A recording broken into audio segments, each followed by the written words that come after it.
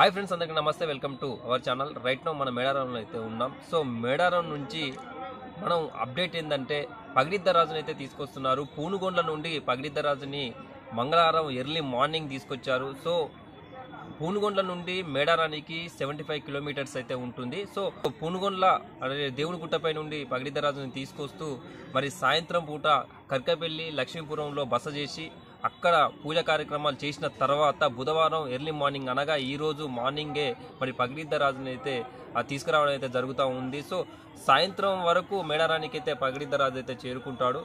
కంప్లీట్గా డీటెయిల్స్ అయితే ఏ విధంగా ఉన్నాయి ఏంటనేది మన వీడియో అయితే చేసినాం అన్నమాట.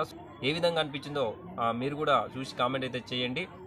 సో ఎర్లీ మార్నింగే లక్ష్మీపురం నుంచి అయితే పగిడిద్దరాజు అయితే బయలుదేరినాడు అనమాట. సాయంత్రానికి మేడారానికి అయితే చేరుకుంటాడు. లక్ష్మీపురం నుంచి మేడారానికి అయితే 25 కిలోమీటర్లు ఉంటుంది. లక్ష్మీపురం నుంచి పూనుగొండ్ల వరకు 50 కిలోమీటర్లు అయితే ఉంటుందన్నమాట. ఓవరాల్గా 75 కిలోమీటర్స్, 2 days అయితే టైం పడుతుంది. విజువల్స్ అయితే చాలా వండర్గా అయితే వచ్చేసినాయి. చాలా ఎర్లీ మార్నింగ్ అయితే మరి ఫుల్ బందోబస్తు మధ్యలో మరి ఆ స్వామివారిని అయితే తీసుకురావడం అయితే జరుగుతూ ఉందన్నమాట.